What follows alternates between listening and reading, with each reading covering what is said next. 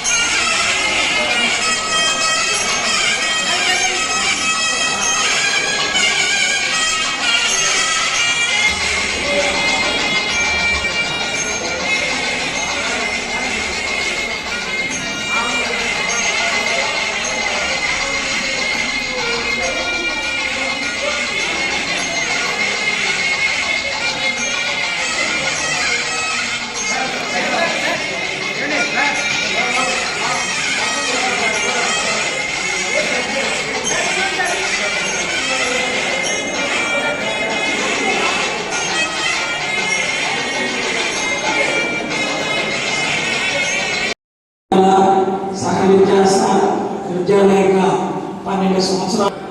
ఆ తర్వాత 1960 sub registrar కార్యాలయం ఆనాడు సమీప భవనంలో అప్పటి వరకు కొనసాగుతున్నటువంటి పాఠశాల వినియోగార్థం దానగుణానికి దాతృత్వంగా ప్రారంభం చేసినారు. ఈ పాఠశాల దినదిన ప్రవర్తమానమై బాలబాలికల సహ విద్యాలయంగా 12 సంవత్సరాలు నిర్వహించబడింది. ఆ తర్వాత 1960-61 విద్యా సంవత్సరంలో బాలికల ప్రత్యేక పాఠశాల ఏర్పాటుతో బాలుర పాఠశాలగా ఉన్నత పాఠశాలగా రూపాంతరం చెందింది.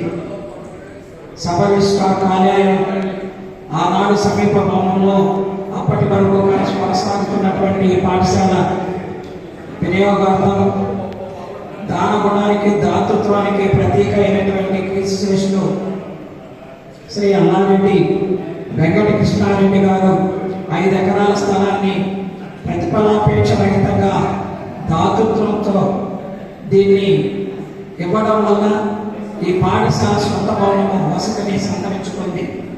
శ్రీ అల్లారెడ్డి వెంకట కృష్ణారెడ్డి జిల్లా పరిషత్ ఉన్నత పాఠశాలగా దానికి నామకరణం చేయబడింది. ఆ రోజు కోట ప్రాంత అభివృద్ధి ప్రధానమైనటువంటి ఆదర్శ సోదరద్వయం శ్రీ నల్లపరెడ్డి చంద్రశేఖర్ రెడ్డి గారు, శ్రీ నల్లపరెడ్డి శ్రీనివాసరెడ్డి గారు యొక్క అవిరళ కృషి ఫలితంగా అదనపు భవన వసతితో పాటు ఆధునిక సదుపాయతమైన గ్రంథాలయం, విశాలమైన క్రీడా మైదానం, ప్రయోగశాలతో ఇది అలవరుచున్నది.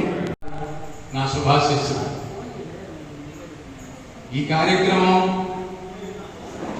నా శిష్యులు ఇక్కడ ఎవరు లేరు, ఎవరో ఒక అబ్బాయి మాత్రం విద్యానగర్లో ఉన్నాను సార్, నేను 1 సంవత్సరం చదివిన తర్వాత పాటకు వచ్చాను అని చెప్పాడు. విద్యానగర్లో 1 సంవత్సరం డిప్యూటేషన్ మీద పనిచేసే 78లో అప్పుడు అక్కడ ఉన్నాడంట అబ్బాయి. తర్వాత హై స్కూల్కి వచ్చాడంట. మిగిలినటువంటి వారు ఎవరు యథార్థంగా చెప్పాలంటే నా శిష్యులు కాదు. అయినా కూడా నన్ను ఇక్కడికి పిలిచి ఈ కార్యక్రమంలో పాల్గొనే అవకాశం కల్పించినందుకు అందులకు ఈ పూర్వ విద్యార్థులందరికీ కూడా మరొకసారి నా శుభాశిస్సులు. మీరంతా కూడా మిత్రులు కాబట్టి మీ మిత్రులు అనేటువంటి వాళ్ళకి ఒక ప్రత్యేకత ఉంటుంది నిజమైన మిత్రుడికి. ఆ విషయాన్ని చెప్పాలని అనుకుంటున్నాను నేను. ఏంది నిజమైన మిత్రుడు అంటే, మామూలుగా